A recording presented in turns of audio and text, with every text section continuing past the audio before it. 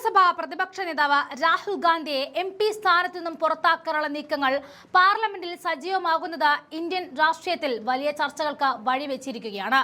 BJP MP Nishikant Dubey സഭയിൽ അവതരിപ്പിച്ച substantive motion Rahul ഗാന്ധിയുടെ പ്രസ്താവനകൾ രാജ്യത്തെ വിഭജിക്കാൻ ലക്ഷ്യമിട്ടിട്ടുള്ളതാണെന്നും സഭയെ തെറ്റിദ്ധരിപ്പിക്കുന്നതാണെന്നും ആരോപിക്കുന്നുണ്ട്. പ്രത്യേകിച്ച് ഇന്ത്യ-US വ്യാപാര കരാറിനെ കുറിച്ചുള്ള അദ്ദേഹത്തിന്റെ പരാമർശങ്ങൾ സഭയോടുള്ള അവഹേളനമാണ് എന്നാണ് ഭരണപക്ഷത്തിന്റെ പ്രധാന വാദം. എന്നാൽ ഈ നീക്കം ഭരണഘടനാപരമായി എത്രത്തോളം നിലനിൽക്കും എന്നത് സംശയകരമാണ്. ഈ നീക്കം ഭരണഘടനാപരമായിട്ട് നിലനിൽക്കും എന്നതിനെക്കുറിച്ച് പരിശോധിക്കുകയാണെങ്കിൽ BJPയുടെ നീക്കം പാളും എന്നും ഉറപ്പാണ്.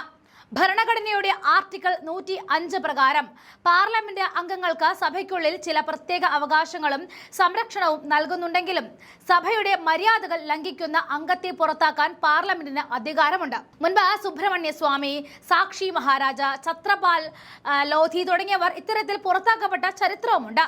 എന്നാൽ ഈ അധികാരം അനിയന്ത്രിതമാണെന്നും പാർലമെന്റ് എടുക്കുന്ന തീരുമാനങ്ങൾ സുപ്രീം കോടതിയുടെ ജുഡീഷ്യൽ റിവ്യൂവിന് വിധേയമാണെന്നും ഇന്ത്യൻ നിയമവ്യവസ്ഥ വ്യക്തമാക്കുന്നുമുണ്ട്.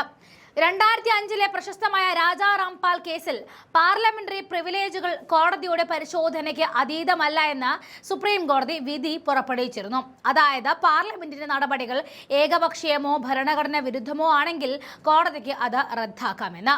2005 പ്രശസ്തമായ രാജാ രാംപാൽ കേസ് ഈ സാഹചര്യത്തിൽ ഏറ്റവും പ്രധാനപ്പെട്ട ഒന്നായി മാറുകയാണ്.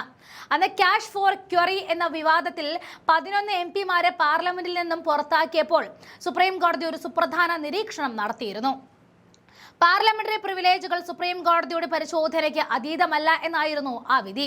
അതായത് പാർലമെന്റ് എടുക്കുന്ന തീരുമാനങ്ങൾ ഏകപക്ഷീയമോ ഭരണഘടന വിരുദ്ധമോ ആണെങ്കിൽ കോടതിക്ക് അത് റദ്ദാക്കാമെന്ന്.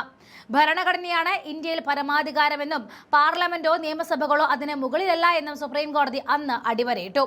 ഇതിലൂടെ സഭയുടെ ആഭ്യന്തര കാര്യങ്ങളിൽ പോലും ഭരണഘടനാപരമായ ലംഘനം നടന്നാൽ കോടതിക്ക് ഇടപെടാം എന്ന് ഉറപ്പാണ്.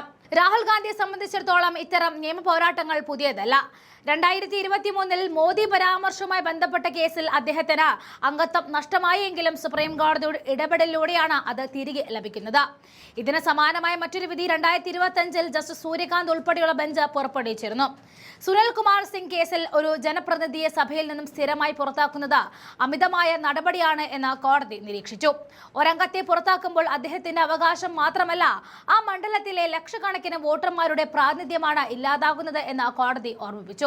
ശിക്ഷാ നടപടികൾ എപ്പോഴും കുറ്റത്തിന് അനുപാതമായിരിക്കണം എന്ന പ്രൊപ്പർഷണാലിറ്റി തത്വവും കോടതി ഇവിടെ ഉയർത്തിക്കാണിച്ചു. ഈ സാഹചര്യത്തിൽ BJP കൊണ്ടുവന്ന മോഷൻ പാസാക്കിയാൽ രാഹുൽ ഗാന്ധിക്ക് ഭരണഘടനയുടെ ആർട്ടിക്കിൾ 32 പ്രകാരം സുപ്രീം കോടതിയെ സമീപിക്കാം.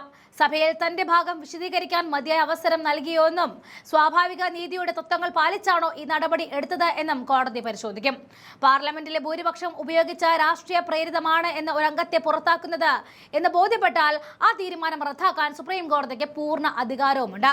ലോകസഭാ പ്രതിപക്ഷ നേതാവ് നടത്തുന്ന വിമർശനങ്ങൾ സഭയുടെ പ്രത്യേക അവകാശങ്ങളുടെ ലംഘനമാണോ അതോ ഒരു ജനപ്രതിനിധിയുടെ അവകാശമാണോ എന്ന കാര്യത്തിലായിരിക്കും വരും ദിവസങ്ങൾ നിർണായകമായ വാദങ്ങൾ നടക്കുക. പാർലമെന്റും ജുഡീഷ്യറിയും തമ്മിലുള്ള അധികാര പരിധിയെക്കുറിച്ചുള്ള ഈ ഭരണഘടനാപരമായ ചർച്ച ഇന്ത്യൻ രാഷ്ട്രീയത്തിന്റെ ഭാവി നിശ്ചയിക്കുന്നതിൽ പ്രാധാന്യമാകും.